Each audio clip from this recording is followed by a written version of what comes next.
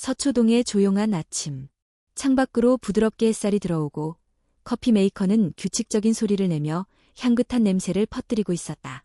이서진은 평소처럼 딸 아름이의 도시락을 싸고 있었다. 작은 손글씨로 힘내자. 오늘도 반짝반짝. 이라고 쓴 쪽지를 넣으며 그녀는 오늘 하루도 평범하길 바랐다. 그러나 그런 소망은 문득 들려온 남편의 차가운 목소리 한마디에 산산조각 났다. 서류, 테이블 위에 놨어. 확인하고 사인해. 박민재. 남편은 그녀에게 서류 한 장을 툭 내밀었다. 이혼 신청서였다. 아무런 예고도 없이, 아무런 감정도 없이 마치 회의 자료를 건네듯 무심한 태도였다. 이혼? 갑자기 왜? 서진은 믿기지 않는 듯 묻는다. 손이 떨리고 가슴이 뻐근해졌다. 민재는 천천히 커피를 한 모금 마신 뒤 말했다. 더는 감정이 없어. 그냥 이제 끝났으면 해. 이 집은 너한테 줄게. 시세로 20억은 넘을 거야. 아이는 내가 키워. 난 양육권 안 챙길 테니까. 말투는 담담했지만 그 속에는 무책임과 계산이 엿보였다. 12년의 결혼 생활이 이렇게 끝나는 건가?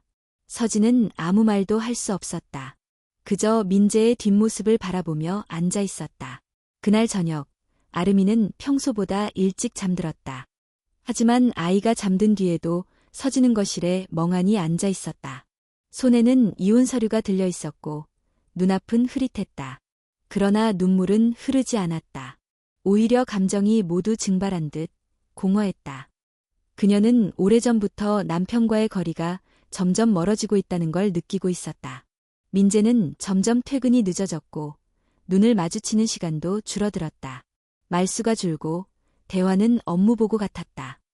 그럼에도 서진은 가족을 위해 참고 또 참았다. 가끔은 내가 잘 못하고 있는 걸까 자책하며 자기를 낮췄다. 하지만 오늘 그는 어떤 후회도 없이 그저 그만하자고 말했다. 그 말은 너와의 시간은 의미 없었다는 선언처럼 들렸다. 그녀는 휴대폰을 꺼내 오랜만에 한 사람의 이름을 찾았다. 강도윤. 대학교 시절 친구였고 한때 투자회사에서 함께 일했던 동료. 지금은 프리랜서 데이터 분석가이자 비공식 정보 수집가로 활동 중이다. 서진은 그를 불러내 조용한 카페에서 마주 앉았다. 이혼한다고? 민재가. 응, 갑자기. 근데 말이 안 돼. 뭔가 숨기고 있는 게 분명해. 도윤은 진지하게 고개를 끄덕였다. 너한텐 항상 감추는 게 많았던 사람이잖아. 내가 한번 알아볼게. 회사 동선, 전화 기록, 최근에 누굴 자주 만났는지 확인해 볼게. 그녀는 고개를 끄덕이며 감사하다고 말했지만 얼굴에는 웃음기 하나 없었다. 카페에서 나오는 길, 그녀는 하늘을 바라보았다. 무심한 가을 하늘은 맑고 푸르렀다. 누군가에겐 평온한 하루일 이날이, 그녀에겐 인생이 뒤바뀌는 날이었다. 다음 날, 딸 아름이를 학교에 데려다주는 길, 차 안에서 아름이는 조용히 말했다. 엄마, 아빠가 어제 화났어? 왜 그렇게 생각했어? 밤에 화장실에 갔는데 엄마가 울고 있었어. 서진은 한순간 말문이 막혔다. 아이 앞에서는 강해지려고 했지만 결국 아이는 모든 걸 알고 있었다. 그녀는 아이를 꼭 안았다. 괜찮아. 엄마가 지켜줄게. 무슨 일이 있어도. 그날 저녁, 강도윤에게서 연락이 왔다. 잡았어. 박민재, 바람 피우고 있어. 2년 넘었어. 상대는 윤하경. 내가 아는 그 나경이야. 퓨처원 마케팅 팀장. 그 이름을 듣자마자 서진의 눈동자가 흔들렸다. 윤하경. 몇 번 남편의 회식 사진에서 본 적 있는 여자. 그녀보다 7살이나 어린 여자. 그제야 모든 퍼즐이 맞춰졌다. 민재가 왜 갑자기 이혼을 서두르는지, 왜 그렇게 재산 분할을 관대하게 제안했는지. 하지만 서진은 분노하지 않았다. 눈물을 흘리지도 않았다. 오히려 미소를 지었다. 그래. 이제 모든 게 명확하네. 이제 어떻게 할 거야? 소송 걸 거야? 도윤의 물음에 서진은 고개를 저었다. 아니, 그냥 그대로 이혼할 거야. 진짜야? 이렇게 넘어가겠다고? 그녀는 고요한 눈빛으로 도윤을 바라보며 말했다. 나는 이혼 서류에 도장을 찍을 거야. 하지만 그게 끝은 아니야. 그가 원한 대로 끝이라고 생각하게 만들고 나는 시작할 거야. 서진은 집에 돌아와 서재로 들어갔다. 그녀의 책상 서랍맨 아래에는 오래전부터 자신이 관리해온 투자 수첩과 계좌 정보가 들어있었다. 그리고 오래된 노트북을 켰다. 모니터에 떠오른 아이디 히밀. 그녀는 오랜 시간 하밀이라는 닉네임으로 블로그에서 재테크와 투자 전략을 나누며 누적 구독자 수 10만 명을 모은 숨은 제야 고수였다. 남편은 그녀를 무시했지만 그녀는 조용히 세상을 읽고 있었다. 주식, 부동산, 기업 구조, 세금 정책까지. 그녀는 그동안 조용히 준비해왔다. 민재가 모르는 진짜 자기 자신을 위해. 이제는 준비가 끝났다. 다음 날, 서진은 민재에게 연락했다. 서류, 도장 찍었어. 앞으로 잘 살아. 민재는 예상대로 안도하며 현명한 결정이야 라고 답했다. 서진은 휴대폰을 내려놓고 창밖을 바라보며 혼잣말을 했다. 이제 내가 원한 대로 끝났어. 하지만 이건 나한테 시작이야. 이혼 서류에 도장을 찍고 며칠이 지났다. 박민재는 예상대로 자기가 승리했다고 생각하고 있었다. 그날 이후 단 한 번의 연락도 없었고 서진 역시 연락하지 않았다. 아이 아름이에 대한 관심조차 없었다. 가끔 아이가 아빠는 언제 와? 라고 물을 때마다 서진은 미소만 지으며 조금 바쁜가 봐라고 둘러댔다. 그러나 서진은 멈춰 있지 않았다. 그녀는 움직이고 있었다. 아니, 이미 오래전부터 움직이고 있었다. 강도윤이 보내온 사진 파일들과 보고서를 천천히 읽어내려갔다. 박민재와 윤하경의 데이트 사진, 호텔 출입 기록, 통화 내역, 심지어 선물 내역까지. 모든 게 구체적이고 명확했다. 그녀는 파일을 별다른 감정 없이 정리해 USB에 저장한 뒤 서랍 안에 넣었다. 이건 단지 예비 조치였다. 그녀가 진짜로 준비한 건 따로 있었다. 밤이 되자 서진은 다시 노트북을 켰다. 오랜만에 하밀 계정에 로그인했다. 5년 동안 익명으로 활동하면서 그녀는 수많은 투자자들에게 실전 전략과 장기적인 재테크 계획을 공유해왔다. 중소형주 분석, 부동산 입지 선정, 세금 전략 등 다양한 콘텐츠를 통해 네이버 블로그와 유튜브 채널에서 큰 영향력을 가진 존재가 되었다. 하지만 아무도 하밀이 그냥 전업주부로 보였던 이서진일 거라 생각하지 못했다. 심지어 남편조차. 그녀는 이제 이 능력을 본격적으로 사용할 준비가 되어 있었다. 우선 그녀는 본인의 자산 포트폴리오를 다시 점검했다. 총 현금 자산 3억 8천만 원, 부동산 평가액 6억 5천만 원, 주식 자산 4억 2천만 원. 그중 일부는 해외 계좌에 분산되어 있었다. 이혼 전부터 준비해온 나만의 세계였다. 그 다음 그녀는 최근 뉴스를 확인했다. 마침 정부가 발표한 서초구 재개발 계획이 있었다. 해당 지역이 2년 내에 전면 리모델링 및 교통망 확장 대상에 포함된다는 발표였다. 서진은 자신이 소유한 서초동 아파트가 중심부에 위치해 있다는 사실을 확인하고 정밀 분석에 들어갔다. 지금 팔면 20억이지만 2년 안에 30억을 넘을 수 있어. 그 전에 일부 지분만 처분해서 유동성을 확보하고 나머지는 버틴다. 그녀는 구체적인 계획을 세웠다. 며칠 후 서진은 법무사를 찾아가 부동산 등기 이전과 자산 정리를 마쳤다. 서류가 끝나는 날 법무사는 그녀에게 물었다. 혹시 부동산 투자 쪽에서 일하시나요? 서진은 웃으며 고개를 저었다. 아니요. 그냥 살림하는 사람이에요. 법무사는 어딘가 아쉬운 듯 웃었다. 그런데 너무 전략적이셔서 깜짝 놀랐습니다. 서진은 속으로 중얼거렸다. 살림도 전략이 필요해요. 사람 마음도, 돈도. 그날 저녁, 딸 아름이는 그림을 그리고 있었다. 그런데 종이 한 켠에 세 사람이 그려져 있었는데 그중 한 사람의 얼굴이 흐릿하게 지워져 있었다. 서진은 조용히 그 그림을 바라보다가 물었다. 그건 누구야? 아름이는 잠시 망설이다 대답했다. 아빠야. 지금은 잘 안 보이니까. 서진은 아무 말 없이 딸을 안았다. 마음이 무거웠지만 이제는 흔들리지 않겠다고 다짐했다. 아이에게 보여줄 세상은 달라야 했다. 더 이상 눈물과 희생의 세상이 아닌 주체적으로 사는 엄마의 모습. 며칠 후 강도윤에게서 연락이 왔다. 좋은 소식 하나 있어. 민재가 다니는 퓨처원 내부 개편 들어간다.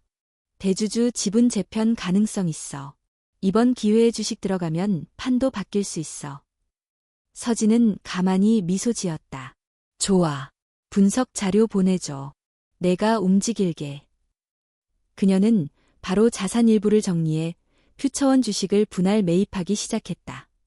가격은 고점이었지만 곧 구조조정 루머로 인해 단기 하락이 예상되었고 그녀는 그 시점을 정조준했다.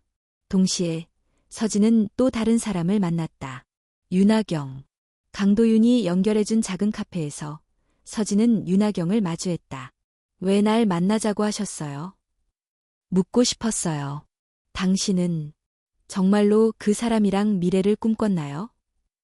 윤하경은 당황한 표정으로 대답하지 못했다. 잠시 침묵이 흐르고 그녀는 결국 고개를 끄덕였다. 몰랐어요. 아이가 있다는 것도, 결혼 생활이 아직 유지되고 있었다는 것도. 그는 그냥 혼자인 줄 알았어요. 서진은 그녀를 노려보지 않았다.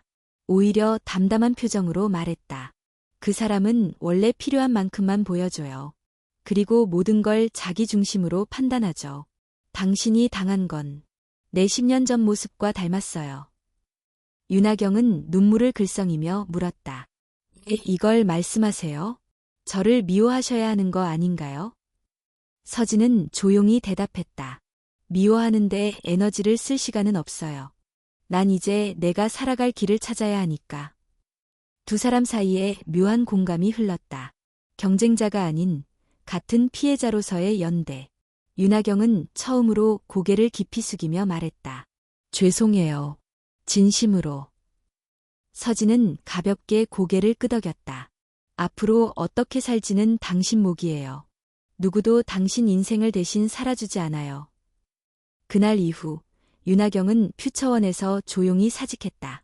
그 사실을 박민재는 나중에서야 알게 되었고 위화함을 감추지 못했다. 그리고 얼마 지나지 않아 서진은 결정적인 정보를 입수했다. 퓨처원이 외국 자본 유치 계획을 세우고 있으며 내부 지분 조정으로 인해 주요 지분자들에게 새로운 주주총회 참석 기회를 줄 예정이었다. 그 기회를 이용해 서진은 주식 매집을 본격적으로 확대했다. 그녀는 하밀 블로그에 조심스럽게 글을 하나 남겼다. 때로는 모든 걸 잃는다고 생각하는 순간이 진짜 시작일 수 있다. 이 글은 수많은 독자들에게 공유되었고 하밀이라는 이름은 다시 한번 투자 커뮤니티에서 화제가 되었다. 하지만 아무도 몰랐다. 그 글의 진짜 의미가 한 여자의 조용한 반격이라는 것을. 서진은 새벽 5시에 일어났다. 예전엔 아이 도시락 준비를 위해서였지만 지금은 또 다른 이유가 있었다. 퓨처원의 주가 변동을 실시간으로 확인하고 미국 시장의 흐름을 파악하기 위함이었다. 이혼 후 그녀의 하루는 더 분주해졌고 그 분주함 속에 묘한 열기가 있었다. 강도윤이 보내준 내부 정보에 따르면 퓨처원은 곧 외국계 투자자와의 합병을 발표할 예정이었다. 이는 대규모 인사 재편과 지분 변동을 의미했다. 서진은 그 기회를 절대 놓치지 않았다. 그녀는 조심스럽게 그러나 확실하게 움직였다.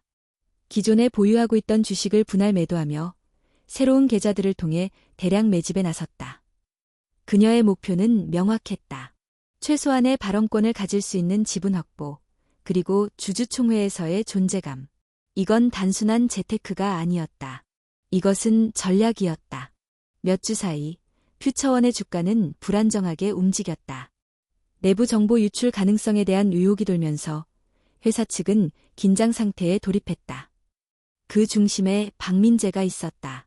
그는 재무이사로서의 위치를 유지하고 있었지만 내부 신뢰는 서서히 흔들리고 있었다. 그 와중에 박민재는 윤하경의 사직서를 받았다. 그 순간 그는 본능적으로 뭔가 잘못되었음을 느꼈다. 갑자기 왜 이래? 나경 씨, 무슨 일 있어? 윤하경은 짧게 대답했다. 그동안 감사했습니다. 이제 제 자리를 찾으려고요. 그녀는 더 말하지 않았다. 더 이상의 설명은 필요 없었다. 윤하경은 이미 박민재의 본 모습을 봤고 그 진실은 그녀를 떠나게 만들기에 충분했다. 서진은 이 모든 과정을 뒤에서 지켜보고 있었다. 감정이 없었던 것은 아니지만 이제는 감정보다 논리가 우선이었다. 그녀는 차가운 머리로 그러나 뜨거운 의지로 움직이고 있었다.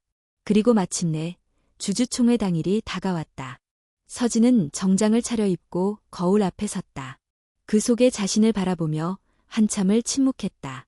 거울 속의 그녀는 더 이상 예전의 순한 아내가 아니었다. 그녀의 눈빛에는 확신이, 입술엔 단호함이 서려 있었다. 미리 지정된 좌석에 앉았을 때 회의장은 이미 고위 임원들과 주요 주주들로 가득 차 있었다. 박민재는 그녀를 보고 눈을 의심했다.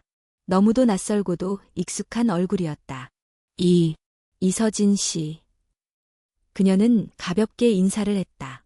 오랜만이에요, 박 이사님. 민재는 순간적으로 말문이 막혔다. 어떻게 그녀가 여기에? 어째서 이 회의에 참석하고 있는가? 그리고 무엇보다 그녀의 명찰에 적힌 주요 주주라는 문구가 그의 시선을 사로잡았다. 어떻게 된 거지? 그의 속이 뒤틀리기 시작했다. 그러나 회의는 곧 시작되었고 그는 의자에 앉아 숨을 죽였다.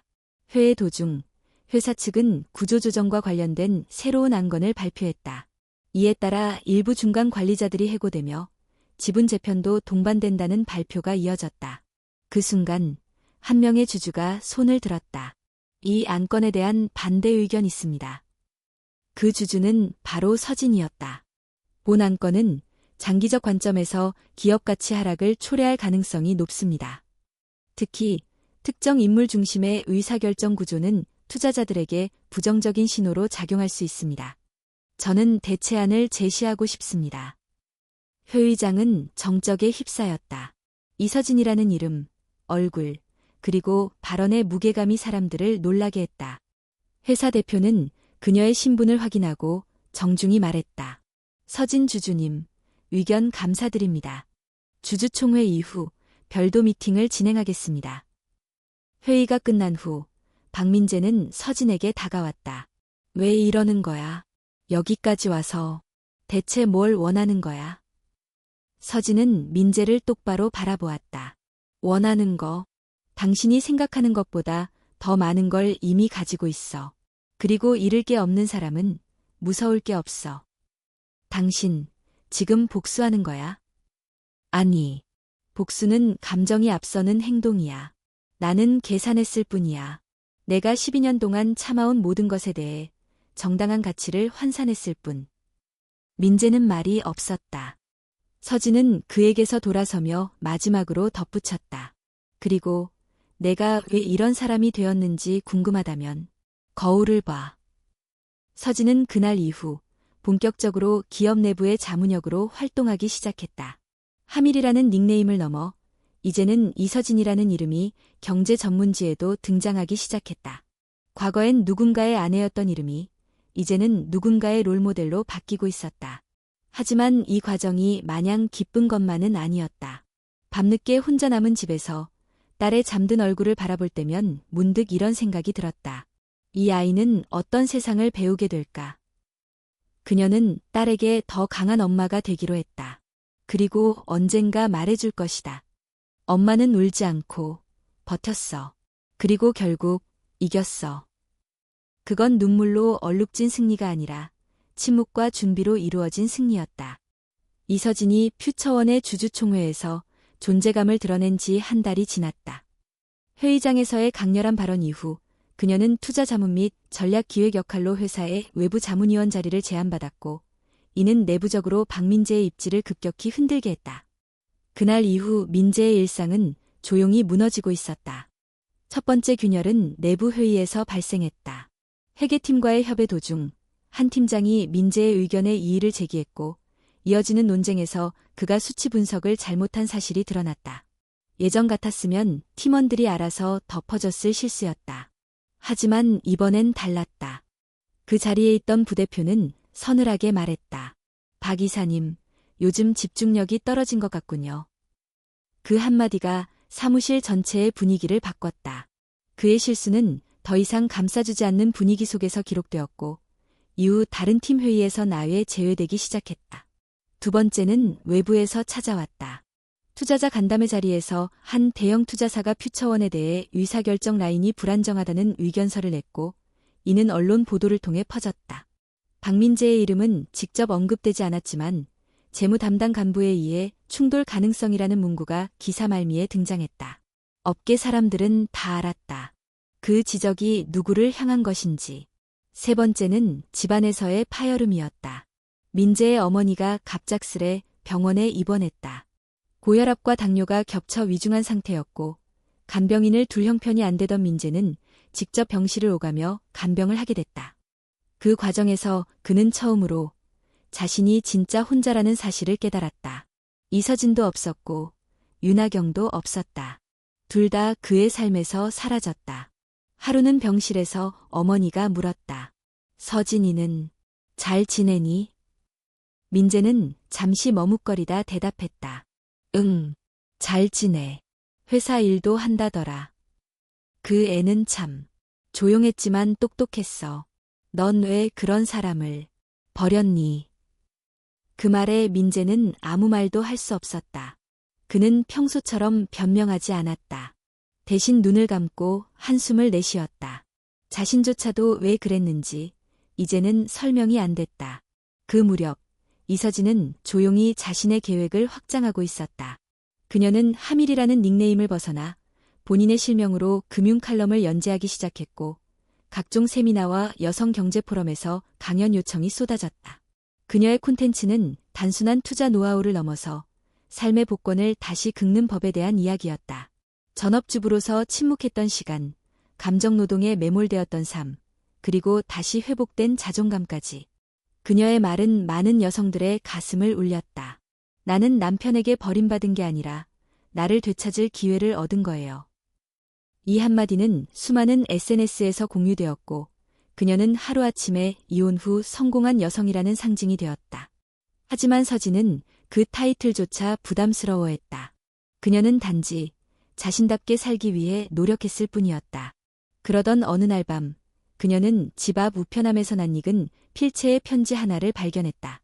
봉투에는 아무런 이름도 없었지만 글씨는 분명히 그 사람이었다. 그녀는 거실에 앉아 조심스레 편지를 열었다. 서진아, 나는 지금도 내가 내 옆에 없다는 게 실감나지 않는다. 우리가 함께했던 시간은 뭐였을까? 요즘 들어 자주 생각해. 너는 항상 조용했지만 강한 사람이었어. 나는 그걸 너무 늦게 알았고 내 앞에서 오히려 더 작아지고 싶지 않아서 외면했어. 사과하고 싶다. 용서받고 싶다는 말도 못하겠다. 다만 내가 행복하길 바란다. 내가 웃을 수 있다면 그걸로 충분하다. 혹시 다음 생이 있다면 그땐 내가 먼저 너에게 다가갈 수 있기를. 편지를 다 읽고 난 서진은 오랫동안 움직이지 않았다. 눈물이 흐르지도 않았고 분노도 일지 않았다. 다만 깊은 피로감과 복잡한 감정이 뒤엉킨 채 마음 깊은 곳에 가라앉았다. 그녀는 편지를 조용히 접어 작은 상자에 넣고 서랍 깊숙한 곳에 넣었다. 그것은 미련도 아니고 집착도 아니었다. 단지 지나간 관계에 대한 마지막 인사였다. 며칠 후 서진은 아름이와 함께 한강공원에 갔다. 아이는 자전거를 타고 그녀는 뒤에서 조용히 걸었다. 갑자기 아이가 물었다. 엄마, 아빠는 이제 안 와? 서진은 아이의 눈을 바라보며 조용히 대답했다. 응, 아빠는 멀리 갔어. 엄마는 아빠를 미워해? 그 질문에 서진은 한참을 생각했다. 그리고 천천히 고개를 저으며 말했다. 아니, 미워하지 않아. 미움은 너무 무거워서 오래 들고 다닐 수 없거든. 대신 엄마는 엄마 자신을 더 사랑하기로 했어. 아름이는 그 말의 의미를 다 이해하지 못했지만 엄마의 목소리가 평소보다 따뜻하다는 걸 느꼈다. 그녀는 고개를 끄덕이며 다시 자전거 페달을 밟았다. 그날 밤 서진은 서재에서 노트북을 켰다. 새 글을 쓰기 위해서였다. 제목은 이렇게 시작되었다. 잃어버린 이름을 다시 쓰는 방법에 대하여. 그녀는 천천히 키보드를 두드리며 생각했다. 이야기는 단지 자신만의 이야기가 아니라 세상의 수많은 서진들에게 보내는 편지라는 것을. 그리고 이젠 그녀가 다시 누구인지 세상에 알릴 시간이었다. 이서진은 더 이상 과거를 돌아보지 않았다. 그녀의 시선은 오직 앞을 향해 있었다. 감정을 에너지원 삼아 움직였던 시간은 지나갔고, 이제는 평온함 속에서 스스로의 가치를 증명해 나가는 시간이었다. 그녀는 하밀이라는 닉네임을 공식적으로 공개하며 본인의 이름으로 활동을 시작했다. 다양한 매체에서 인터뷰 요청이 들어왔고, 그녀는 그중 일부만 수락했다. 관심을 즐기기보다 자신의 메시지가 필요한 이들에게 정확히 닿기를 바랐다. 한 여성 전문 경제지에서는 그녀를 이렇게 소개했다. 전업주부에서 투자 전문가로, 그리고 사회적 멘토로 이서진. 그녀는 인생 이막을 스스로 써내려간다. 이후 그녀는 하밀재단, 히밀 파운데이션을 설립했다. 재단의 목표는 명확했다. 경제적 지식이 부족한 여성들, 특히 경력단절 여성과 한부모 가정의 어머니들에게 실질적인 금융교육을 제공하고 재기를 위한 실질적 자산을 지원하는 것. 서진은 재단의 설립 취지 발표회에서 이렇게 말했다. 저는 이혼녀라는 단어보다 재시작한 사람이라는 이름으로 불리고 싶습니다. 세상은 쉽게 낙인을 찍지만 우리는 누구든 다시 일어설 수 있는 존재입니다. 그리고 그 첫걸음은 자신을 믿는 데서 시작됩니다. 그녀의 말은 많은 이들의 마음을 움직였고, 재단은 설립 초기부터 큰 반향을 일으켰다. 기부도 빠르게 모였고, 다양한 기업들이 협력 의사를 밝혔다. 그녀의 경험은 단순한 성공담을 넘어 회복의 상징이 되었다. 이 와중에 강도윤은 여전히 그녀의 곁을 지키고 있었다. 그는 재단의 자문위원으로 참여하며 실무적인 부분은 물론 개인적인 안정감까지 함께 제공했다. 어느 날 저녁, 재단 회의가 끝난 뒤 두 사람은 근처 한강변을 함께 걸었다. 가을의 끝자락, 바람은 차가웠지만 하늘은 맑았다. 도윤 씨는 나한테 왜 이렇게 오래 있었어요? 서진의 질문에 도윤은 미소 지으며 대답했다. 처음엔 그냥 친구로서 도와주고 싶었죠. 그런데 시간이 지나면서 그게 달라졌어요. 그녀는 조용히 물었다. 이젠 내가 누군지 알겠어요? 그러며 당신은 이제 더 이상 누군가의 아내도 누군가의 피해자도 아니에요. 당신은 이서진이에요. 그 자체로 완전한 사람. 그 말에 서진은 처음으로 긴장을 풀고 웃음을 지었다. 그녀는 더 이상 과거에 휘둘리지 않는 사람이 되어 있었다. 며칠 후, 재단은 공식 출범식을 열었다. 수많은 언론과 인플루언서, 후원자들이 참석했고, 그녀는 단정한 흰 블라우스와 회색 정장을 입고 무대에 올랐다. 안녕하세요. 이서진입니다. 저는 오늘 제 이야기를 하러 나온 것이 아닙니다. 저는 여러분의 이야기를 듣고 싶고, 그 이야기를 함께 다시 써내려가고 싶습니다. 우리 모두는 때로 넘어지지만 중요한 건 다시 일어나는 방법을 배우는 것입니다. 저는 여러분이 그 첫걸음을 내딛는데 필요한 다리가 되고 싶습니다. 그 연설은 많은 박수를 받았고 이후 그녀의 이름은 더 널리 알려지게 되었다. 한편 박민재는 점점 더 어두운 길로 빠져들고 있었다. 퓨처원에서의 입지는 거의 사라졌고 결국 그는 사직서를 제출했다. 언론은 내부 분열에 따른 중간 간부 교체라며 간단히 다루었지만 업계 사람들은 다 알고 있었다. 그의 몰락은 내부 인물 간 신뢰 붕괴와 과거의 선택들이 불러온 당연한 결과라는 것을. 지인의 소개로 민재는 한 중소기업의 재무담당으로 취직했지만 연봉은 이전의 절반에도 미치지 못했고 생활 수준은 크게 떨어졌다. 그는 구로동의 낡은 원룸에서 혼자 지냈고 병원에 계신 어머니를 찾는 것도 점점 줄어들었다. 그러던 어느 날 그는 우연히 뉴스에서 이서진의 인터뷰를 보게 되었다. 텔레비전 속 그녀는 당당했고 여전히 차분했으며 누군가의 희망이 되어 있었다. 그는 조용히 리모컨을 내려놓고 창밖을 바라보았다. 어딘가 허탈한 미소가 흘렀다. 그리고 혼잣말처럼 말했다. 그래, 내가 옳았어. 며칠 뒤 그는 조용히 손편지를 써다시 보내려 했지만 이번엔 보내지 않았다. 그는 알고 있었다. 더 이상 그녀는 그와 같은 시간 안에 살고 있지 않다는 것을.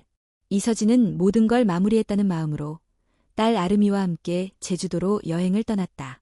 파란 바다와 귤향기 가득한 마을에서 그녀는 아이와 함께 자전거를 타고 조용한 숙소에서 책을 읽으며 시간을 보냈다. 그녀는 여행 마지막 날 노트북을 켜고 새로운 글을 쓰기 시작했다.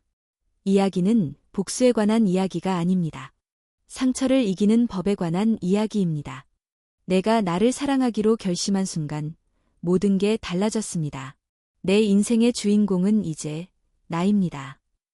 그녀는 글을 저장하고 창밖을 바라보았다. 바람은 잔잔했고 아이의 웃음소리가 멀리서 들려왔다. 모든 게 평온했다. 그리고 그 평온함이야말로 그녀가 선택한 가장 강력한 복수였다.